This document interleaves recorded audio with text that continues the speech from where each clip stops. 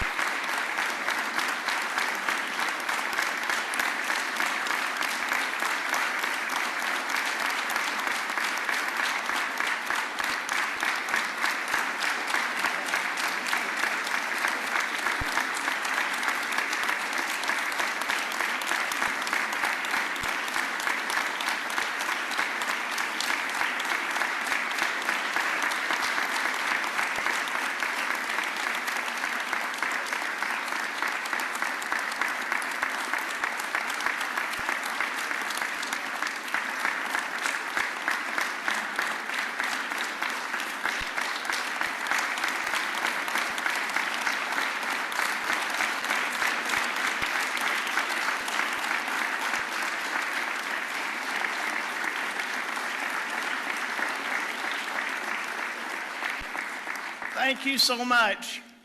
Please be seated.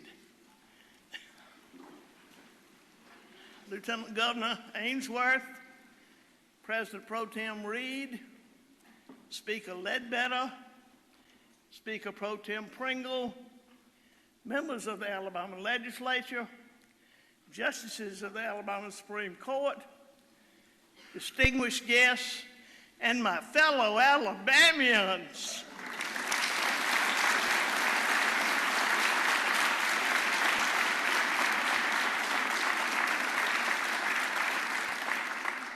It is an honor to address you all as we begin what will be a consequential legislative session. In just 1 month, on March the 5th, we will also head to the polls to vote in Alabama's primary election, which is significant this year as we are now one of the earliest states in the nation and included among those on Super Tuesday. All the more reason to get out and proudly cast your vote. Any chance I get, I remind young people that voting is the single most important civic duty we have. From delivering this message to Girls State each year, to speaking with our fourth grade learners about their Alabama history, I'm always proud to share with our students that having the right to vote should never be taken for granted. When talking to a group of Carbon Hills 7th graders preparing for their school elections, I told them, if you don't vote, you can't gripe. The same is true for us adults. As Alabamians, the one thing I'm really most proud of is that after the polls close, no matter who we voted for, we all still treat each other with respect, whether selecting a class president or the President of the United States. And even though we may vote differently, we all agree in protecting the integrity of our elections in Alabama. That's why I am proud to support legislation that prohibits ballot harvesting in our state. We would put a stop to any manipulation of our elections by closing loopholes that allow unaccountable, paid political operatives to pressure folks through the absentee voting process. This year, we have a new bill to outlaw ballot harvesting that also protects folks who truly need assistance in having their voices heard. While other secretaries of states are worried about picking their favorite candidates for the ballots, I'm grateful that Secretary West Allen is focused on making sure Alabama's elections will always be free and fair.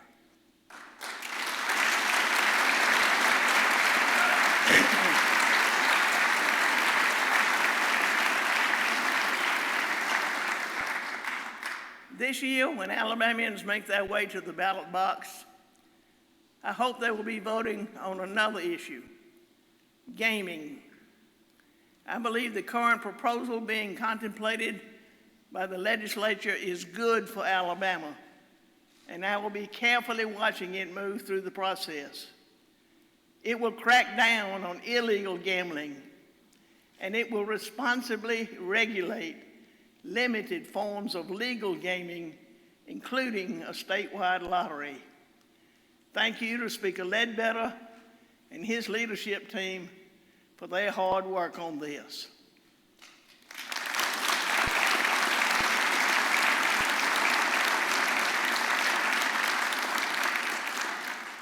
Now's the time for Alabama voters to have another say on this issue. In more ways than one, we can contrast what we're doing here in Alabama with that of Washington, D.C., or even other states. And I'm confident that because of our work together, Republicans and Democrats alike, Alabama can be the model for the nation. We all recognize the responsibility and role of state government. That means standing up for our Alabama values while focusing on areas like education, economic development, workforce, infrastructure, and public safety. And we will always make sure our government is working for our fellow Alabamians.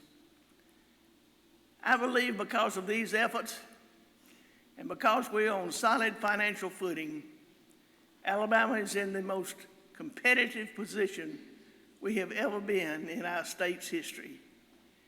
Ladies and gentlemen, the state of our state is strong, and together,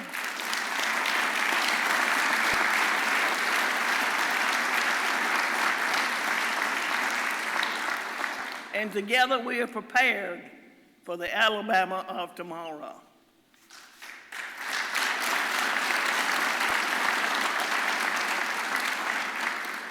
Fostering safe communities is a paramount responsibility of government on any level, and it begins with protecting the future of our state, our children. That's why I'm calling on the legislature to once again invest in school safety through a $100 million grant program. We must continue investing in critical mental health for our students. Unfortunately, children across our country, including right here in Alabama, have been victims of human trafficking. We must continue educating the public on this very real evil, and we must take action against it where we can. For many, the movie Sound of Freedom was a wake-up call. The proposed Sound of Freedom Act will mandate life in prison for those who traffic minors, and I am proud to put my support behind this important legislation.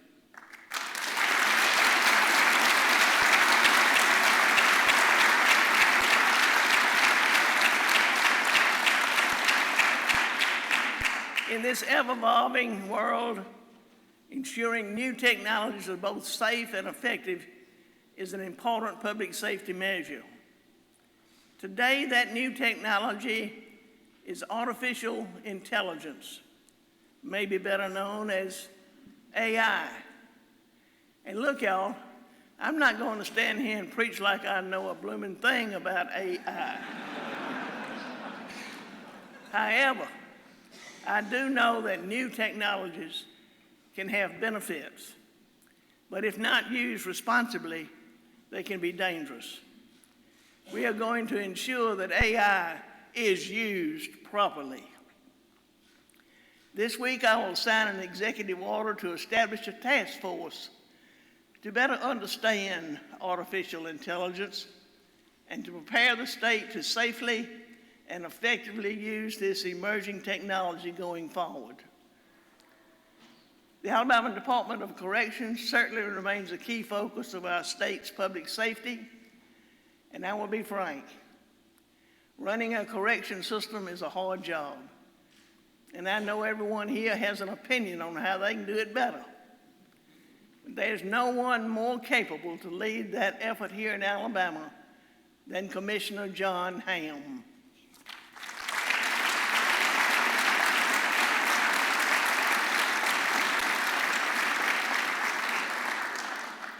Prisons around the country and on every level, federal, state, and local, are experiencing challenges, but we remain committed to doing everything in our power to make improvements where we can in our state system. We are moving forward in our mission to build 2 new facilities. At the same time, we're working to stop contraband coming into our existing facilities, and we're doubling down on our staff recruitment efforts and seeing record graduating classes of officers because of it. Alabama proudly backs the blue, including our correction officers, and we steadfastly support our military.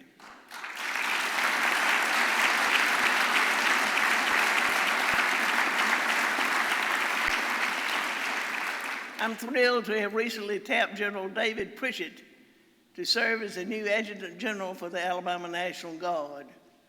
Already in his short time on the job, the Alabama National Guard has stepped up in times of need, from carrying the torch on important missions like the F-35 project to aiding portions of the state impacted by stinging winter weather. He also continues to support the hundreds of Alabama soldiers deployed at the southern border to protect our country against illegal immigration. We are proud of these men and women, and we thank them for their service.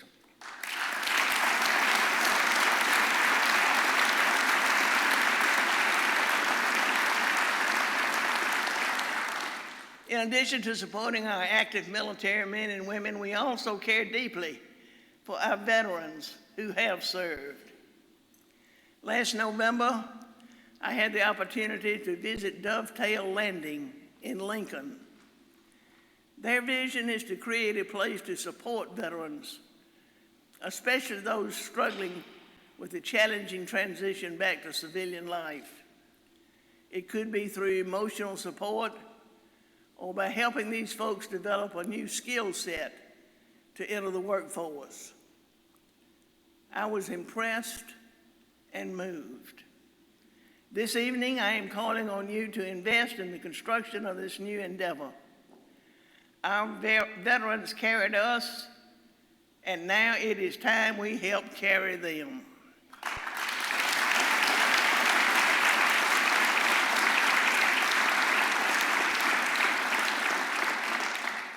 Alabama is a pro-life state. I am more committed than ever to protect the sanctity of life. And as I said on this occasion last year, our work is not done. This evening, I am proud to declare Alabama will foster a culture of life. We must refocus our efforts to do more to support life after birth. Last year, Commissioner Nancy Buckner, the Alabama Department of Human Resources, had great success in foster care adoptions, accompanied by our relentless focus on enhancing child care quality. I am proud to double down on these efforts. To foster a better culture of life, we must also do more to support Alabama families. And early onset of medical care is necessary for both mothers and children. While we are making significant strides, we are still faced with challenges, especially in rural Alabama.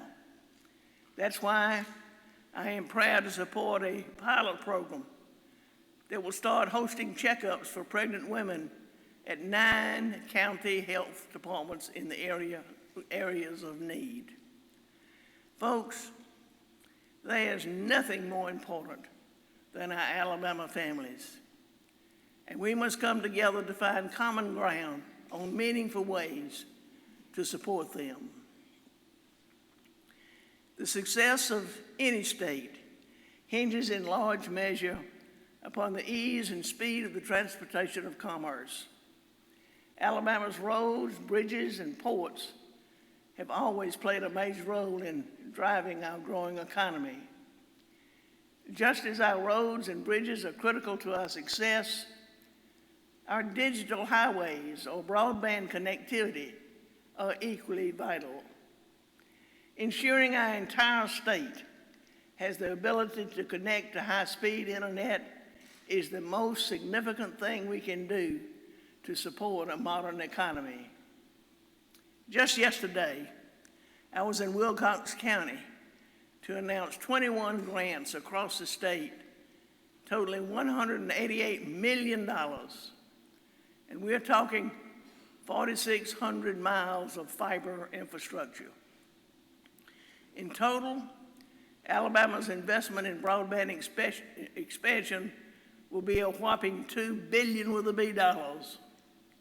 Y'all, I'm really excited about this, and there's even more to come.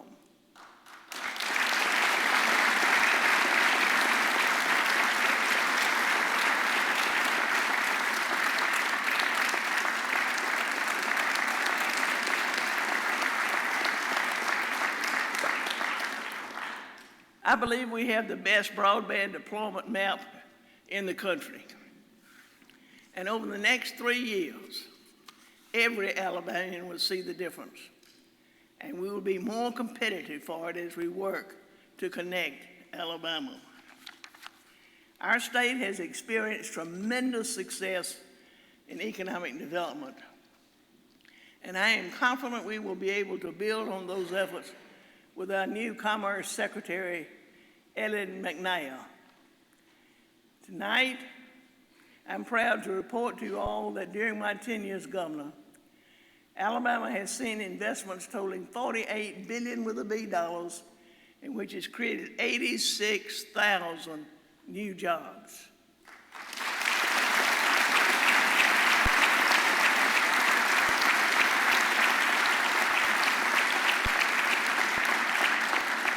And as I like to say, we're just getting started. Secretary McNair and her team are developing a brand new strategic plan, one that will meet our goal of having economic development strategy for the 2030s today. To help Alabamians and Alabama businesses achieve success, though, we must make sure our efforts in workforce development match what we are doing to recruit and retain business and industry. Last July, I wrote an op-ed saying to eliminate help wanted signs, we must shift our focus to labor force participation. The Ivey administration remains committed to doing that.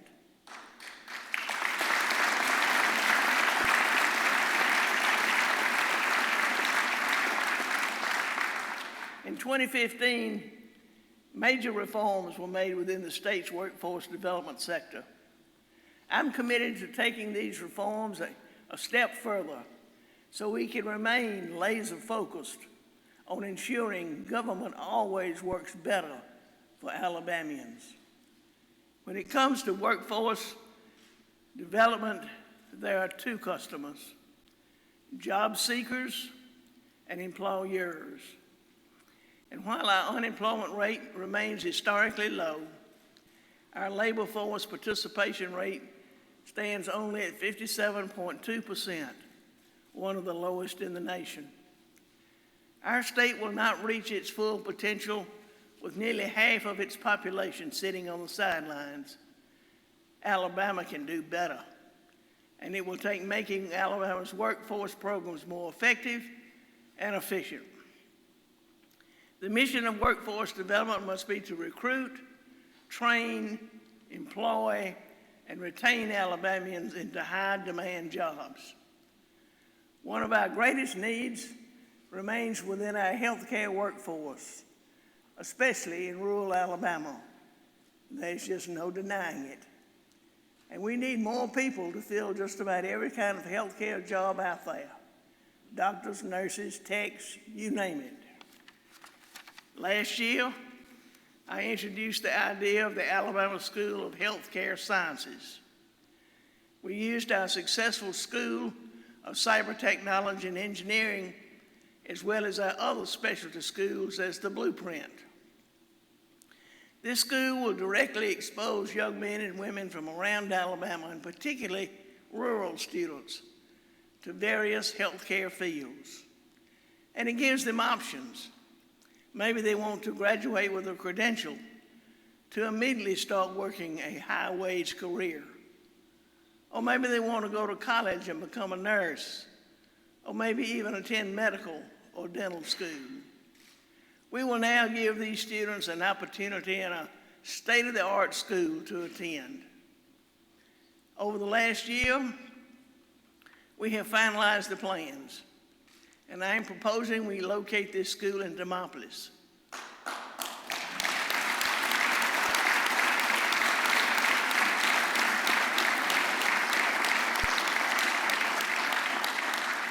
Already, we have received tremendous community support, and the gold standard of rural health care is just a few steps away from the proposed site where these students will learn. And on top of all this, the feasibility report commissioned by the legislature last year has once again validated Demopolis as the ideal location for this important school.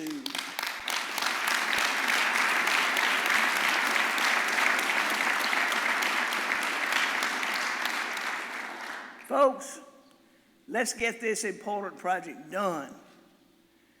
I'll say this, Demopolis already has a proven track record of producing Alabama's healthcare leaders. Dr. Selwyn Vickers, who I'm proud to have joining us tonight, is proof positive of that. As a young boy born in Demopolis, Dr. Vickers' parents showed him that hard work could help him achieve anything he put his mind to it. And boy, were they right. Today, Dr. Vickers is one of the top doctors in the world.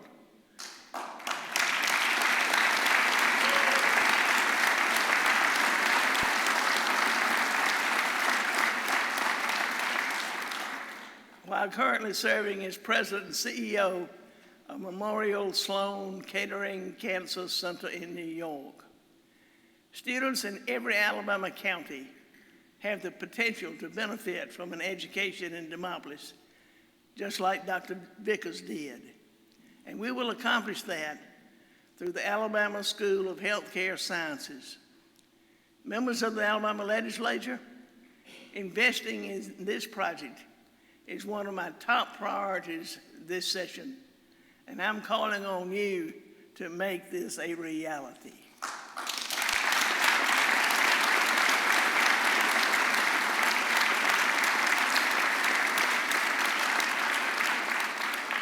Dr. Vickers once said in an interview that education is the great equalizer, and I could not agree more.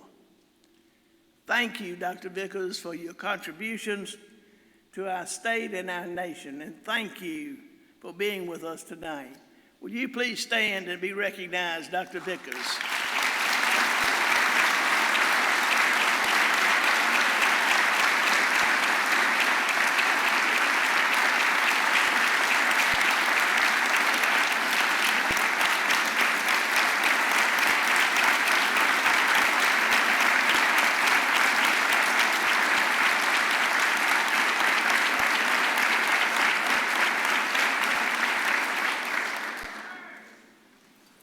During my inaugural address, I promised the people of Alabama that ensuring every Alabama student receives a high-quality education would be my #1 focus during this term. And members, while I'm always delighted to spend some time with you all, I'm especially proud we are joined by many of our young people tonight. We heard the beautiful music from our Jasper High School students who hail from Pro Tem Reed's hometown. Thank you all for being here.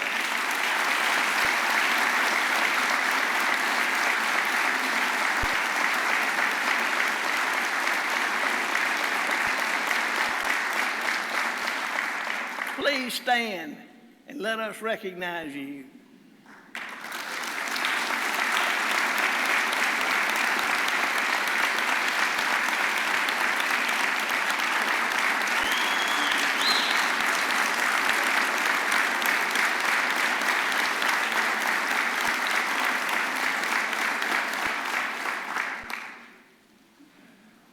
This last year, one of the highlights for me personally was visiting our 15 turnaround schools. Fourth graders from one of these schools, ABC Elementary in my home county of Wilcox, are here with us this evening.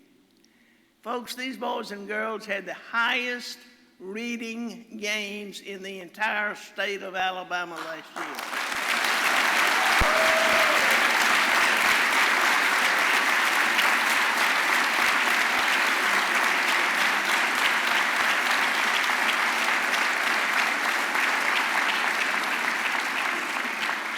This deserves to be celebrated. So ABC Elementary, please stand and be recognized.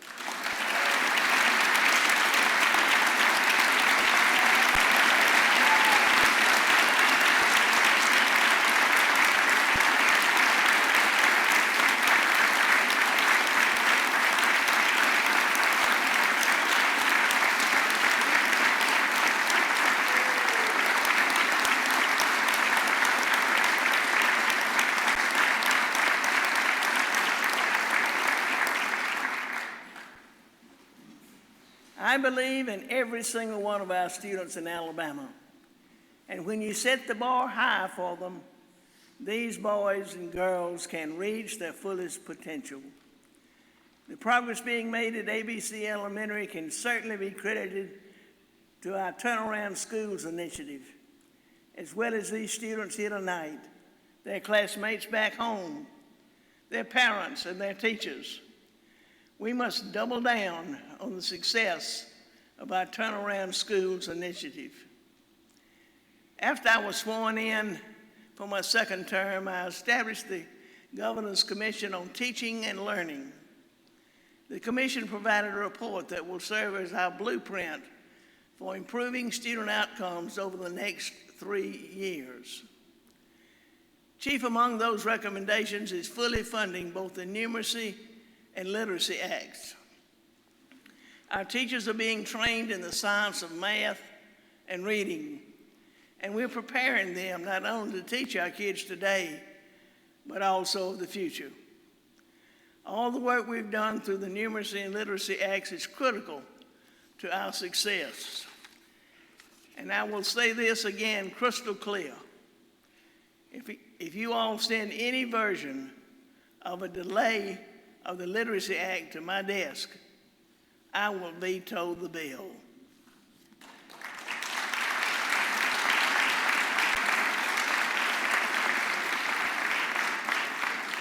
Ensuring our students are proficient readers and ready for the next grade is simply too critical.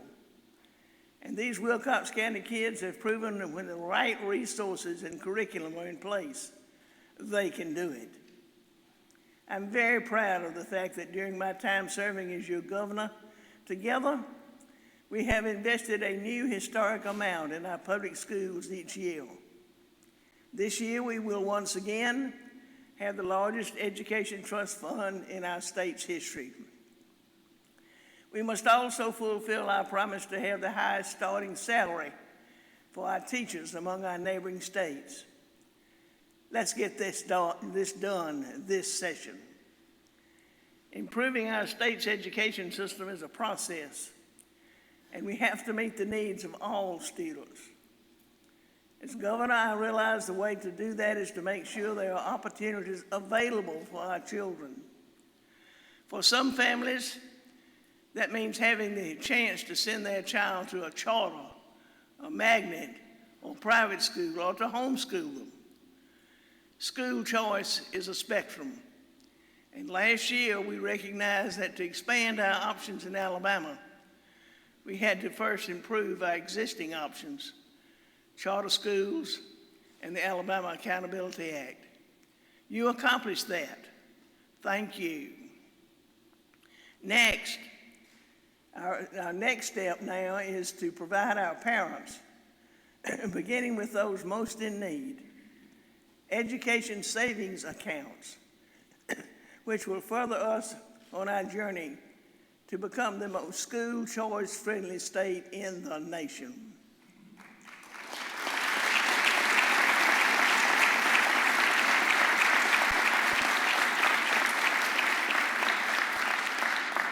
Passing an education savings account bill that works for families and for Alabama is my #1 legislative priority. And I am proud to have our Education Budget Chairman, Senator Arthur Orr, and Representative Danny Garrett carry the CHOOSE Act.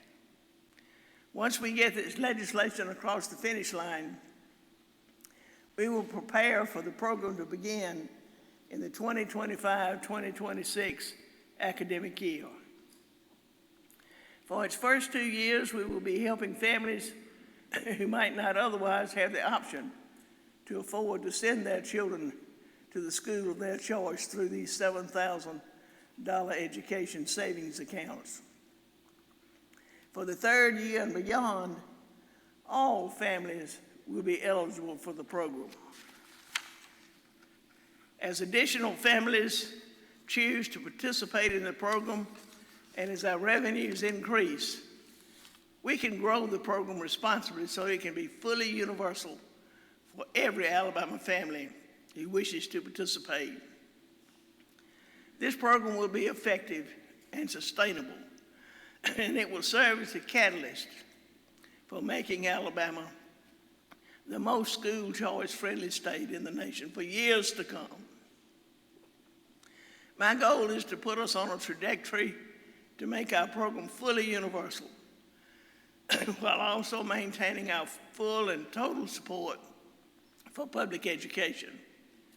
At the end of the day, I believe the CHOOSE Act, packaged with providing our K-12 teachers the highest starting salaries, will help our public schools become even stronger.